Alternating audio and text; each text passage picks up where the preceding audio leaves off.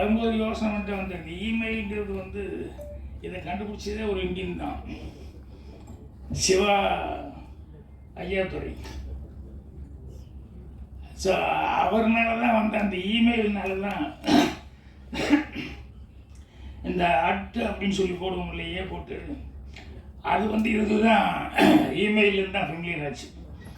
அப்புறம் எனக்கு தெரிஞ்சு என்னென்னா, இந்த இமெயில் வந்ததில் வந்து நிறைய பேர் வந்து, அதாவது இயற்கை வளம் இருக்கு, மரங்களை பாதுகாப்போம் அப்படின்னு சொல்கிறது, அது இந்த இமெயில் வந்ததுனால அதுக்கு நிறையா பாதுகாப்பு. என்னென்னா, பேப்பரில் தான் எல்லாம் எழுதிக்கிட்டு இருந்தோம், அந்த பேப்பருக்காக மரத்தை பூரா வெட்டிக்கிட்டு உட்காந்துருந்தாங்க. இப்போ இந்த இமெயில் வந்ததுலேருந்து அந்த மரங்கள் வெட்டுறது பாதுகாக்கப்பட்டது. அது ஒரு சந்தோஷப்பட வேண்டிய சமாச்சாரம். அதோட இன்னும் ரொம்ப சந்தோஷப்பட வேண்டிய சமாச்சாரம் என்னென்னா, இந்த நிறைய இளைஞர்களுக்கு செருப்படியில் தப்பிச்சுக்கிறதுக்கான ஒரு வாய்ப்பு இந்த இமெயில் மூலமாக கிடச்சிது. ஏன்னா முன்னால் ஒரு பொண்ணுக்கிட்ட வந்து ஏதாவது பேசி ஒரு லெட்டர் கொடுத்தான்னு வைங்களேன், உடனே காலில் கழட்டிட்டுமா அப்படிங்கிற மாதிரி கழட்டிடுவாங்க சில நேரங்களில் கூட. இப்போ இந்த இமெயில் அது இல்லை பாருங்கள், போய் நேரில் எல்லாம் முரளி மாற பின்னாலேயே சுற்றிட்டு இருக்கணுங்கிற அவசியமே இல்லை. இல்லை, என்ன வேணுமோ இமெயிலில் வந்து ஈஸியாக அவங்கக்கிட்ட நம்ம மனசில் இருக்கிறத அப்படியே எக்ஸ்போஸ் பண்ணிடலாம். அது வந்து இதுக்கு லவ்வுக்காகங்கிறது மட்டுமல்ல, சில பெரிய மனிதர்களிடம் மரியாதை காரணமாக நம்மளால் சொல்ல முடியாமல் இருக்கிற சில விஷயங்கள் சொல்லும்போது வாய் வராது, தடுமாற்றமாகி போகும்.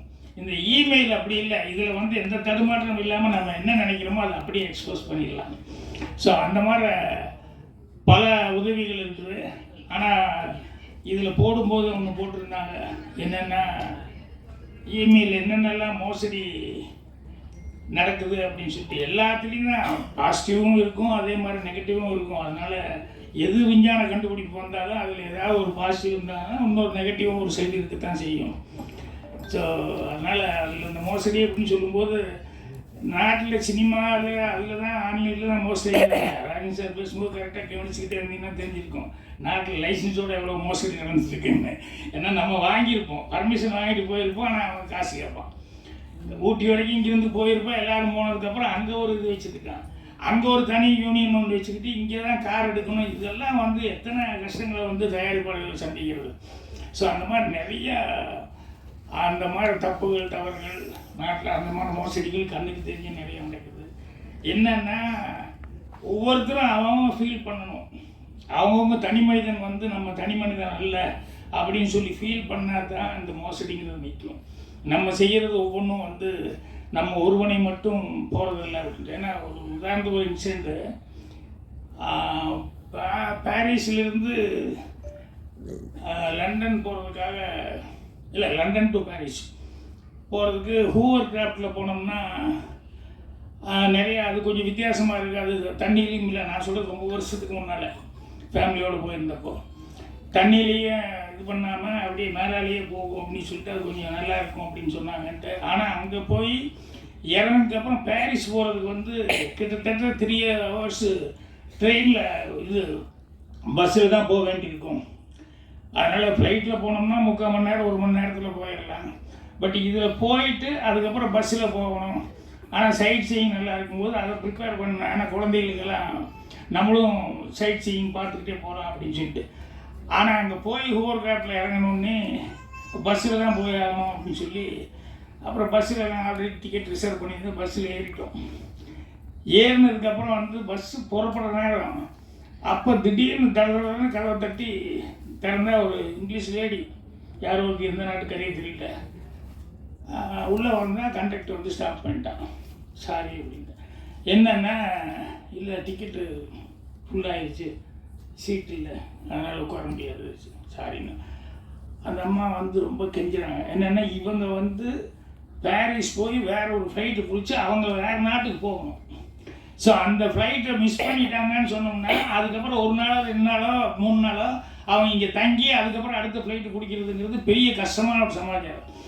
அந்த அம்மா அழுகிற மாதிரி ஆகிட்டாங்க, கெஞ்சுறாங்க. ஆனால் இவன் டிரைவர், இந்த கண்டக்டர் ஒத்துக்க மாட்டேன், எனக்கு வேலை போயிடும், ஏன்னா சீட் இல்லாமல் நான் வந்து ஒரு ஆளை நான் நின்றுட்டு வர்றாங்க, அப்படி நிற்க வச்சேன்னு சொன்னோம்னா என்னை வழியில் பிடிச்சிட்டாங்கன்னா என் வேலை போயிடும், ஐ எம் ஸோ சாரி அப்படிங்கிற அந்த அம்மா கெஞ்சுறாங்க. ஏன்னா இது ஃப்ளைட் விட்டுட்டா எனக்கு அவ்வளோ கஷ்டம், அவ்வளோ கஷ்டம் அப்படின்ட்டு அவன் சீட் இல்லாமல் நான் வந்து முடியவே முடியாது அப்படின்னு எல்லோரும் வேடிக்கை பார்த்துருக்கோம்.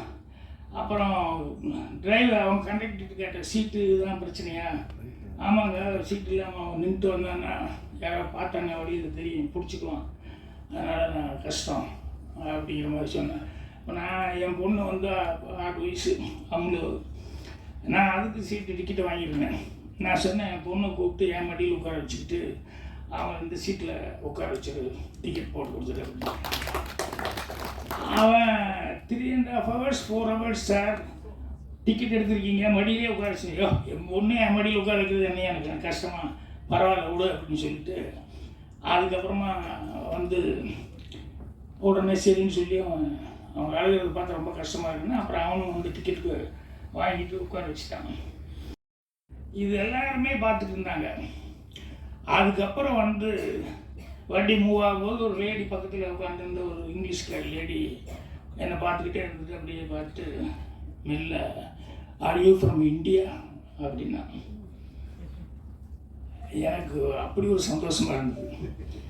என்னென்னா நம்ம நாட்டுக்கு நம்ம சின்ன வேலை தான் செஞ்சோம், ஆனால் ஆர் யூ ஃப்ரம் இந்தியா அப்படின்னு சொல்லிட்டு அந்த அம்மா வந்து கேட்குறாங்க அப்படின்னா அப்போ இந்தியாவில் இருக்கிற இந்தியன்ஸ் எவ்வளோ மரியாதைக்குரியவர்களாக இருப்பாங்கன்னு அந்த அம்மா நினச்சிருப்பாங்க அப்படின்ட்டு அவ்வளோ ஒரு சந்தோஷமாக இருந்தது.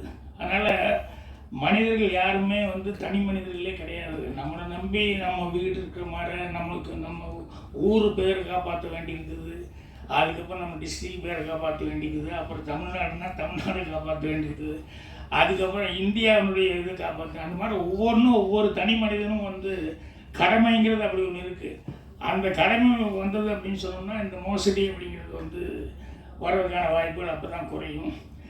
நான் சொன்ன சமாச்சாரங்கள் அது வந்து பாட்டுக்காகவும் ராஜன் சார் கரெக்டாக சொன்னார், குஜாலா அப்படின்னு சொல்லிட்டு சிலதெல்லாம் படங்களுக்கு தேவை, பாட்டுக்கு தேவை அப்படிங்கிறதுக்காக வந்து பண்ணிடுவாங்க. ஆனால் அதில் ஒரு மெசேஜ் கொடுத்துருக்காங்க, இதில் எத்தனை பேர் இதாக இருக்காங்கன்னு சொல்லிட்டு ஒரு மெசேஜுக்காக தான் இந்த படம் எடுத்துருக்காரு அப்படின்னு சொல்லும்போது கண்டிப்பாக படம் பார்க்கணுங்கிற மாதிரி ட்ரெயிலர் பார்க்குற எல்லாத்துக்குமே அந்த ஃபீலிங் வரும். அதனால் அவருடைய மெசேஜ் நல்லா இருந்ததுன்னா கண்டிப்பாக பத்திரிகைகள் எல்லாமே பாராட்டி எழுதுவாங்க. அப்படி பாராட்டி எழுதும்போது ஜனங்ககிட்டையும் ஒரு நல்ல அப்ரிசியேஷன் கிடைக்கும், படமும் சக்ஸஸ் ஆகிருக்க சான்ஸ் இருக்குது. இது எல்லாத்துக்கும் மேலே தேட்டர் கிடைக்கணும், அதுதான் ரொம்ப முக்கியம். எல்லாருக்கும் இனிமையான மாலை வணக்கங்கள். இந்த படம் வந்து ரொம்பவே ஒரு இம்பார்ட்டண்டான சப்ஜெக்டில் வந்து எடுத்திருக்காங்க. இப்போ நீங்கள் டெக்னாலஜி பார்த்தீங்கன்னா இப்போ நம்ம பின்னாடி நின்றுட்டு இருக்கிற நிறைய டிவி வந்து லைவாக போயிட்டுருக்கு. ஸோ ஒரு நல்ல விஷயமா நாங்கள் எல்லாம் பேசிகிட்டு இருக்கிறது அந்த டெக்னாலஜி வைஸாக தான் எல்லாருக்குமே போயிட்டு அது சேர்ந்துட்டுருக்கு. ஸோ அது ஒரு ரொம்ப நல்ல விஷயமானது. இப்போ நிறைய பேர் நீங்கள் எஜுகேஷனாக பார்த்தீங்கன்னா அவங்க யாராவது நீங்கள் நிறைய எஜுகேஷன் எல்லாம் பார்த்தீங்கன்னா நிறைய இப்போ சப்ஜெக்ட் வைஸாக நீங்கள் எவ்வளோ பார்த்தாலும் யூடியூப்லேயே போய்ட்டு நீங்கள் எவ்வளோ சப்ஜெக்ட் வேணாலும் போயிட்டு கற்றுக்கலாம். ஸோ டெக்னாலஜி வந்து ரொம்ப நல்லது பண்ணியிருக்கு ஒரு இருக்கிற ஹியூமன் கைண்டுக்கு. பட் இப்போ நீங்கள் யங்ஸ்டர்ஸை பார்த்தீங்கன்னா அவங்க வந்து எப்பவுமே பார்த்தாலும் கேமிங் இது எல்லாம் வந்து உட்காந்து அவங்க விளையாடிட்டு இருக்காங்க. ஸோ ஆஸ் அ ஸ்போர்ட்ஸ் பர்சனாக பண்ணும்போது ஒரு ஸ்போர்ட்ஸ் நீங்கள் ஒரு கிரவுண்டில் போயிட்டு நிறைய உங்களோட சக மனிதர்களுக்குள்ள சேர்ந்துட்டு நீங்கள் ஒரு ஃப்ரெண்ட்ஷிப் டெவலப் பண்ணுறது அதெல்லாம் இப்போ குறைஞ்சி போச்சு. ஸோ இப்போது வந்து இந்தியாவில் இருக்கிற யூத்தும் இல்லை இந்தியாவில் இருக்கிற சின்ன பசங்க எல்லாருமே வந்து அவங்களோட டைம் அண்ட் எனர்ஜி ஒரு நல்ல நல்ல விஷயங்கள் கற்றுக்கிறதுக்காக வந்து யூஸ் பண்ணாங்கன்னா நம்மக்கிட்டேங்க வந்து நிறைய கல்பனா சாவ்லா, நிறைய ஏபிஜே அப்துல் கலாம் மாதிரி நிறைய சயின்டிஸ்ட் வந்து வரலாம். இது ஆன்லைனில் வர கண்டென்ட்ஸ் எல்லாமே பார்த்துட்டு. ஸோ இந்த படத்தோட தயாரிப்பாளரும் டைரக்டருக்கும் வந்து வாழ்த்துறேன். ஏன்னா இது வந்து இவ்வளோ இம்பார்ட்டண்ட்டான சப்ஜெக்டில் வந்து படத்தை எடுத்திருக்காங்க. அண்ட் இதில் அசோக் பற்றி சொல்லியே ஆகணும். அவங்க வந்து நண்பர், கடின உழைப்பாளி அவங்க. எல்லாருக்கும் வணக்கம், ஹாப்பி நியூ இயர். ரொம்ப நாள் கழித்து இவங்க எல்லாரையும் சந்திக்கிறதுல வந்து ரொம்ப சந்தோஷம். அதுவும் இந்த புத்தாண்டு ஆரம்பித்து இந்த ஆப்பர்ச்சுனிட்டி எனக்கு இங்கே கிடைச்சிது to come for this event. அது முக்கியமாக உங்களை சந்திக்கிறதுக்காகவே நான் வந்தேன். அண்ட் மேடையில் இருக்கிற எல்லாருக்கும் வணக்கம். Email, it's a very current trending title. The title it self ஒரு பெரிய ஈர்ப்பு கண்டிப்பாக இருக்குது. எல்லாருக்குமே இமெயில்னா என்னன்னு தெரியும், அது தெரியாத குழந்தை கூட இருக்காது. அந்த அளவுக்கு வந்து இமெயில் அப்படிங்கிறது வந்து ஒரு வெரி எப்படி சொல்கிறது, ரொம்ப கேட்சி டைட்டில்னு கண்டிப்பாக சொல்லலாம். கண்டிப்பாக அது something to do with internet and something to do with you know there is ஒரு கதை கண்டிப்பாக இருக்குது, கண்டென்ட் இருக்குது அப்படிங்கிறது தெரியுது. இவங்க SR film factory, SR Rajan அவர்கள் வந்து இந்த படம் வந்து எழுதி இயக்கியிருக்காங்க.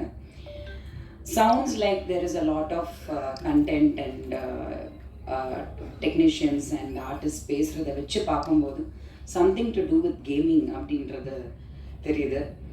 இந்த கேம்னாலே பிரச்சனை தான். அது எந்த பிக் பாஸ் கேமாக இருந்தாலும் சரி, அது வந்து ஃபோனில் இருக்கிற கேமாக இருந்தாலும் சரி, it definitely has something to do with mind game இருக்கும். கண்டிப்பாக அது எந்த கேமாக இருந்தாலும் அந்த மைண்டு அதில் இன்வால்வ் ஆகும். ஸோ அந்த மைண்டுங்கிறது வந்து அவ்வளோ ட்ரிக்கியான ஒரு விஷயம். அந்த மைண்ட் நம்ம வந்து என்னதான் கேமுக்குள்ளே போனாலும் நம்மளோட மைண்டை வந்து ரொம்ப ரொம்ப ப்ரொடெக்டடாக வைக்கணும். அது எந்த கேமாக இருந்தாலும் சரி, லைஃப்லேயும் சரி, நம்மளோட மைண்டை நம்ம தான் ப்ரொடெக்ட் பண்ணிக்கணும். அது இந்த காலத்து ஜென்ரேஷனில் வந்து ரொம்ப கம்மியாக இருக்குது. ஏன்னா சின்ன பிறந்த குழந்தைக்கு கையில் கூட ஐபேடை கொடுத்துடுறாங்க, ஃபோனை கொடுத்துடுறாங்க. அதுங்களுக்கு எல்லாமே தெரியுது. சின்ன குழந்தை அவங்களுக்கு ஒன்றும் தெரியாதுன்ற காலம்லாம் போயிடுச்சு. So they know more than us. போய் எல்லாத்தையும் ஓப்பன் பண்ணுறது கொள்வது. My kids also use to be. என்னோட குட்டி பொண்ணு ஜெயாலாம் வந்து பார்த்தீங்கன்னா 2-3 வயசில் ஃபோன் உள்ள போய் அந்த ஆப்பிளில் போய் பே பண்ணிடும். மாதம் வந்து பில்லு வரும்போது மட்டும் ஒரு 99 rupees போயிட்டே இருக்கும். என்னடா இந்த 99 rupeesனா ஏதோ ஒரு கேமுக்கு போய் போட்டுட்டு அது மந்த்லி ரிப்பீட் ஆகிட்டே இருக்குது. 2 வயசு 3 வயசு. So kids are very smart. But அங்கே தான் நம்ம கற்றுக்கணும் தட் கிட்ஸுக்கு எவ்வளோ எக்ஸ்போஸ் பண்ணணும், எதில் எக்ஸ்போஸ் பண்ணணும், அவங்களுக்கு நல்லது கெட்டது கண்டிப்பாக சொல்லி கொடுக்கணும் அப்படிங்கிறது. இந்த படத்தில் வந்து அந்த மாதிரி something to do with game and getting addicted and அதனால வந்த ஒரு சில ப்ராப்ளம்ஸ் அப்படிங்கிறது. நிறைய ஆக்ஷன் இருக்குது படத்தில், நிறைய பெண்கள் ஆக்ஷன் பண்ணியிருக்காங்க. ஸோ தட் இஸ் சம்திங் புதுசாக இருந்தது பார்க்கும்போது. அண்ட் ரிச்சாக எடுத்திருக்காங்க. சாங்ஸ் எல்லாம் நல்லா இருக்குது, ரிச்சாக நல்லா locations and all that.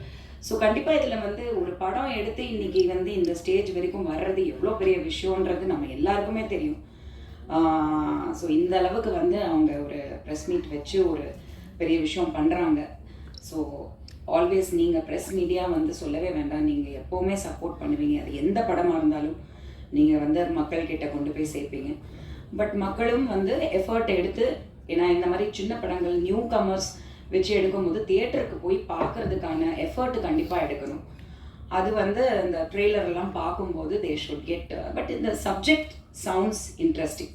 So hopefully with உங்கள் சப்போர்ட் இந்த படம் வந்து மக்களிடையில் வந்து ஒரு நல்ல ஒரு ரிவ்யூஸ் வரணும்.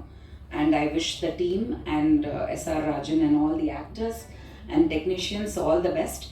அண்ட் கண்டிப்பாக இந்த மாதிரி படங்களுக்கு சப்போர்ட் பண்ணுங்கள் as always. Thank you very much. எல்லாருக்கும் வணக்கம். நான் தான் மனஸ்வி.